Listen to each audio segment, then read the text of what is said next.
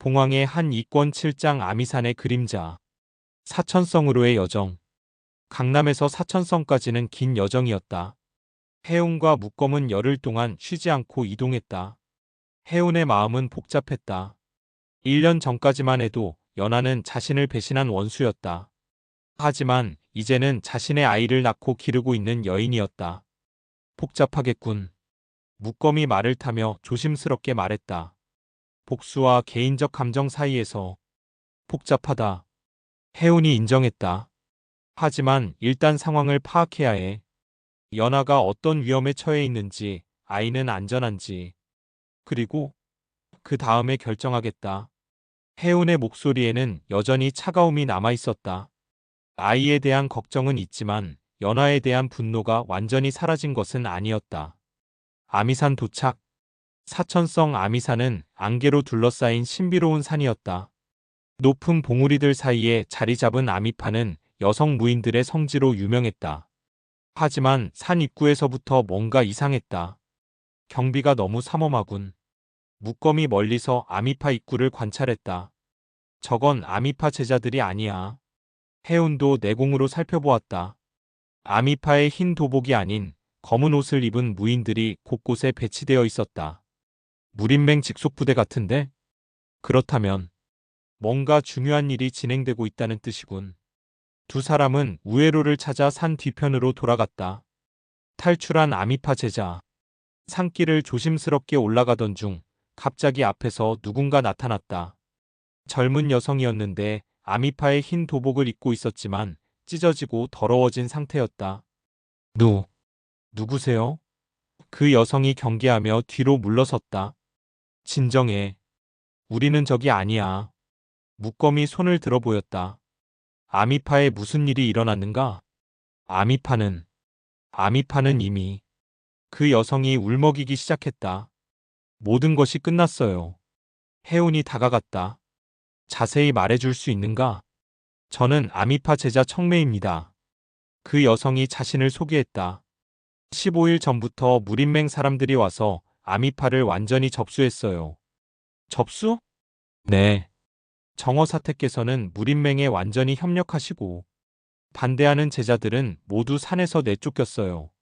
청매가 주먹을 꽉 쥐었다. 그리고 연하 사전임을. 연하? 해운의 눈이 번뜩였다. 모용연하 말인가?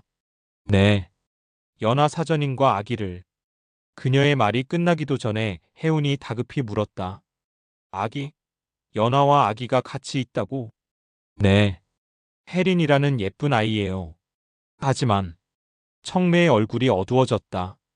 둘 다 다른 곳으로 끌려갔어요. 비밀 수련장의 존재. 다른 곳이라니? 아미산 깊숙한 곳에 비밀 수련장이 있어요. 청매가 주변을 살피며 작은 목소리로 말했다. 거기서 연하 사전님께 특별한 무공을 익히게 한다고. 특별한 무공? 묵검과 해운이 눈빛을 교환했다. 어떤 무공인지 아는가? 잘 모르겠어요. 하지만 청매가 망설이다 말했다. 봉황과 관련된 무공이라고 했어요. 해운의 몸이 굳어졌다. 봉황 무공을. 그리고 매일 밤 연하 사자님의 비명소리가 들린다고. 아기도 계속 울고. 해운의 주먹에서 뼈마디 소리가 났다. 그들이 감히 은밀한 접근. 그날 밤 세 사람은 아미산 뒷산으로 향했다. 청매의 안내로 경비를 피해 깊숙이 들어갈 수 있었다. 저기에요. 청매가 큰 바위를 가리켰다. 저 바위 뒤에 동굴이 있어요. 과연 바위 뒤에는 인공적으로 만든 동굴 입구가 있었다. 그리고 그 앞에는 두 명의 검은 옷 무인이 지키고 있었다. 어떻게 하지? 내가 처리하겠다. 해운이 나섰다. 조용히. 해운의 신법이 어둠 속에서 펼쳐졌다. 두 경비는 기절하는 소리도 내지 못했다. 들어가자. 지하 수련장 발견. 동굴은 생각보다 깊었다. 한참을 걸어 내려가니 넓은 지하 공간이 나타났다. 그리고 그곳에서 으아악 여성의 비명소리가 들려왔다. 해운이 그 소리를 따라 달려갔다. 석실 하나에서 빛이 새어나오고 있었다. 해운이 조심스럽게 문틈으로 들여다보았다. 그리고 그가 본 것은 연하였다. 하지만 1년 전의 아름다운 모습은 온데간데 없었다. 창백한 얼굴로 바닥에 쓰러져 있었고 온몸에서 푸른 기운이 새어나오고 있었다. 잔혹한 진실. 봉황은경 삼성까지는 익혔군. 정어사태의 목소리가 들렸다. 하지만 아직 부족해. 해운과 맞서려면 최소 육성은 되어야 한다. 사태님. 연하가 괴로워하며 말했다. 더 이상은 못하겠어요. 못한다고? 정어사태가 작은 병을 꺼냈다. 그렇다면 이번 달 독을 먹일 시간이군. 안 돼요. 연하가 애원했다. 그것은 내 선택이다. 정어사태가 냉정하게 말했다. 봉황은경을 빨리 익혀서 해운을 죽이든지 아니면 독으로 고통받으며 아이와 함께 죽든지. 그때 연하가 떨리는 목소리로 물었다. 혜린이는 정말 안전한가요? 그것도 내 성취에 달려있다. 정어사태가 냉소를 지었다. 장안 궁궐에서 잘 돌봐주고 있다. 하지만 내가 실패한다면 분노의 폭발. 해운이 더 이상 참을 수 없었다. 그만해. 문을 박차고 들어가면서 소리쳤다. 누구냐? 정어사태가 놀라며 돌아보았다. 하지만 해운의 얼굴을 보자 그녀의 표정이 변했다. 설마 해운? 바로 나다. 해운이 복면검을 뽑았다. 감히 연하를. 연하가 해운을 보고 눈을 크게 떴다. 해운? 그녀의 목소리는 놀라움과 두려움이 섞여 있었다. 왜 여기에? 널 구하러 왔다. 해운의 답변에 연하가 더욱 놀랐다. 구하러? 혜린이는 어디 있나? 저기. 연하가 석실 한쪽을 가리켰지만 그곳에는 빈 요람만이 있었다. 아이는? 장안에. 연하의 목소리가 떨렸다. 측천무후가 데려갔어. 운명적 대결의 시작. 해운의 얼굴이 일그러졌다. 측천무후. 해운. 연하가 일어나며 말했다. 미안해. 정말 미안해. 그녀의 몸에서 푸른 기운이 터져나왔다. 하지만 어쩔 수 없어. 혜린이를 위해서는. 연하. 도망가. 연하가 갑자기 외쳤다. 나는 더 이상 나 자신을 제어할 수 없어. 정어사태가 무언가를 터뜨렸다. 푸른색의 가루였다. 연하가 그것을 흡입하자마자 그녀의 눈이 흐려졌다. 봉황은경을 펼쳐라. 정어사태의 명령에 연하가 마지못해 무공을 시전했다. 푸른 봉황이 해운을 향해 날아갔다. 해운은 눈물을 흘리며 복면검을 들었다. 연하. 꼭 구해내겠다. 너와 혜린이를 모두. 붉은 봉황과 푸른 봉황이 지하 훈련장에서 격돌했다. 하지만 이것은 진정한 대결이 아니었다. 해운은 연하를 해치고 싶지 않았고 연하는 독에 의해 조종당하고 있었다. 가장 비극적인 운명의 서막이 오른 것이었다. 봉황의 한 이권 팔짱 선택의 갈림길. 대결의 종료. 붉은 봉황과 푸른 봉황의 격돌은 오래 지속되지 않았다. 해운은 연하를 해치고 싶지 않았고 연하는 독의 효과로 제대로 된 힘을 발휘할 수 없었다. 연하가 쓰러지며 피를 토했다. 강제로 무공을 시전한 반작용이었다. 연하. 해운이 달려가 그녀를 부축했다. 바보. 왜 왔어? 연하가 힘없이 말했다. 이제 더 이상 돌이킬 수 없어. 혜린이는 내가 반드시 구해낸다. 해운이 단호하게 말했다. 그리고 너도. 안 돼. 연하가 고개를 저었다. 측천무후의 소나기에서 아이를 빼낼 방법은 없어. 그리고 나는 이미. 그녀가 자신의 몸을 가리켰다. 독에 잠식된 몸은 이미 회복 불가능해 보였다. 정어사태와의 최종 대결. 감동적이군. 정어사태가 다시 일어서며 냉소했다. 하지만 여기서 모든 것이 끝이다. 그녀가 신호탄을 터뜨렸다. 곧 이곳에 무린맹의 추가 병력이 올 것이었다. 천왕포유. 해운이 칠성무공을 펼쳤다. 거대한 붉은 봉황이 정어사태를 덮쳤다. 크악. 정어사태가 벽에 부딪히며 쓰러졌다. 하지만 그녀는 죽지 않았다. 백호무공의 방어력이 치명상을 막아준 것이었다. 이런 괴물 같은 힘이 아직 끝나지 않았다. 해운이 검을 겨누었다. 연하를 이렇게 만든 대가를 치러라. 연하의 마지막 부탁. 해운, 그만해. 연하가 해운의 팔을 잡았다. 그 사람을 죽여봤자 혜린이가 돌아오지는 않아. 하지만 제발 나보다는 혜린이를 구해줘. 연하의 눈에서 눈물이 흘렀다. 측천무후는 혜린이를 이용해서 나중에 너까지 조종하려 할 거야. 그렇다면 더욱 기회는 한 번뿐이야. 연하가 해운의 손을 꽉 잡았다. 측천무후가 아직 혜린이를 완전히 장악하기 전에 그 아이를 구해줘. 해운이 망설였다. 연하를 이곳에 두고 갈 수는 없었다. 걱정하지 마. 묵검이 다가왔다. 내가 연하를 데리고 안전한 곳으로 피하겠다. 묵검. 내 아이가 더 중요하다. 가라. 장안으로의 길. 해운은 결국 연하를 묵검에게 맡기고 장안을 향해 떠났다. 하지만 장안으로 가는 길은 멀고 험했다. 게다가 무린맹의 추적도 거세졌다. 사흘째 되는 날 해운은 한강가에서 쉬고 있었다. 그런데 강 건너편에서 이상한 광경을 목격했다. 저것은 수백 명의 사람들이 강을 건너려 하고 있었다. 남녀노소를 가리지 않는 무리였는데 모두 초라한 차림새였다. 고구려 유민들이다. 해운이 자세히 보니 그 무리 앞에 익숙한 인물이 있었다. 대조영? 분명했다. 건모잠의 아들이자 고구려 재건을 꿈꾸는 대조영이었다.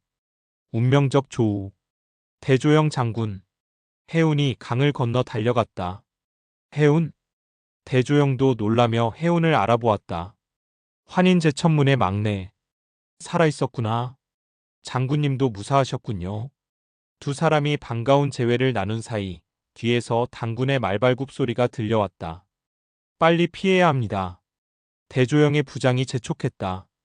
하지만 이 강은 수위가 높아 건너기 어려웠고 노약자들이 많은 유민 무리에게는 큰 장벽이었다. 제가 돕겠습니다. 해운이 나섰다. 봉익진천. 해운의 사성 무공이 펼쳐지자 강물이 잠시 갈라지면서 길이 생겼다. 지금입니다. 선택의 순간. 유민들이 강을 건너는 동안 대조영이 해운에게 말했다. 해운, 함께 가지 않겠는가? 고구려 재건을 위해 힘을 모으자. 당나라에 빼앗긴 우리 땅을 되찾는 것이 진정한 복수 아닌가? 해운의 마음이 흔들렸다. 환인제천문의 제자로서 고구려를 수호해야 할 의무가 있었다. 그리고 대조영의 말도 일리가 있었다. 하지만 장군님, 제게는 먼저 구해야 할 사람이 있습니다. 누구인가? 제 아이입니다. 해운이 어렵게 말했다. 측천무후에게 볼모로 잡혀 있습니다. 대조영의 표정이 복잡해졌다. 그렇다면 더욱 위험하지 않은가? 장안 궁궐에 혼자 들어간다는 것은 알고 있습니다. 해운이 고개를 숙였다. 하지만 아이를 버리고 갈 수는 없어요. 대조영의 조언.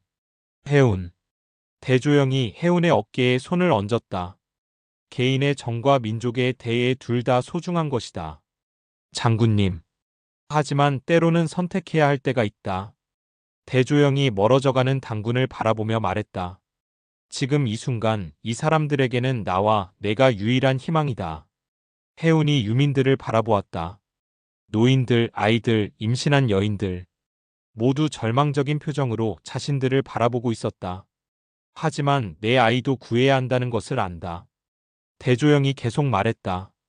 그렇다면 이렇게 하자. 제안. 어떻게 하시겠다는 겁니까? 나는 이 사람들을 데리고 요동으로 간다. 그곳에서 고구려를 다시 세울 것이다. 대조영의 눈에 결의가 서렸다. 그리고 너는 아이를 구한 후 나를 찾아와라. 그때가 되면 우리에게도 더 큰 힘이 있을 것이다. 측천무후와 정면으로 맞설 수 있는. 대조영이 해운을 똑바로 보았다. 그러나 내 아이를 구하는 것도 중요하지만 꼭 살아서 돌아와야 한다. 아이 때문에 너의 생명을 버리면서까지는 구하지 마라. 부탁이다. 아이를 구하는 게 우리 민족의 희망을 포기하는 이유가 되어서는 안 된다. 괴로운 결심. 혜운은 깊은 고민에 빠졌다. 환인제천문의 막내 제자로서 고구려 유민들을 구하는 것이 의무였다. 하지만 한편으로는 혜린이라는 자신의 혈육을 구해야 했다. 장군님. 혜운이 어렵게 입을 열었다. 그럼 먼저 저는 아이를 구하러 가야겠습니다. 아이를 구한 후에는 살아서 반드시 장군님을 찾아뵙겠습니다. 그때는 목숨을 걸고 함께하겠습니다. 이별의 약속? 약속인가? 네. 환인제천문 제자의 이름으로 맹세합니다. 혜운이 무릎을 꿇으며 말했다. 혜린이를 구한 후에는 반드시 고구려 재건에 힘을 보태겠습니다. 대조영이 혜운을 일으켜 세웠다. 좋다. 그 약속을 믿겠다. 장군님. 하지만 기억해라. 때로는 개인의 희생이 더 큰 의미를 갖는다는 것을. 대조영의 말에 혜운의 가슴이 아팠다. 서로 다른 길. 그럼 이제 헤어져야겠군. 대조영이 말했다. 장군님 조심하십시오. 너도 마찬가지다. 장안 궁궐은 호락호락한 곳이 아니다. 대조영이 혜운에게 작은 옥패를 건넸다. 이것을 가져가라. 언젠가 다시 만날 때 증표가 될 것이다. 혜운이 옥패를 받으며 깊이 절했다. 은혜 잊지 않겠습니다. 각자의 운명. 대조영은 유민들과 함께 북쪽으로 향했다. 고구려를 재건하기 위한 여정이 시작되었다. 혜운은 남쪽으로 장안을 향해 달렸다. 자신의 아이를 구하기 위한 위험한 여정이었다. 두 사람 모두 자신만의 길을 선택했다. 하지만 마음 한편에는 무거운 짐이 있었다. 혜운에게는 유민들을 버리고 간다는 죄책감이, 대조영에게는 동지를 잃었다는 아쉬움이. 장안을 향해 혼자가 된 혜운은 더욱 빠르게 장안으로 향했다. 하지만 마음은 복잡했다. 내가 올바른 선택을 한 것일까? 대조영 장군님과 유민들은 무사할까? 혜린이는 정말 무사할까? 온갖 생각이 머릿속을 스쳐갔다. 하지만 이미 선택은 끝났다. 이제 남은 것은 그 선택에 대한 책임을 지는 것뿐이었다. 혜린아, 아빠가 반드시 구해줄게. 혜운이 중얼거리며 말을 몰았다. 측천무후와의 최종 대결을 향해.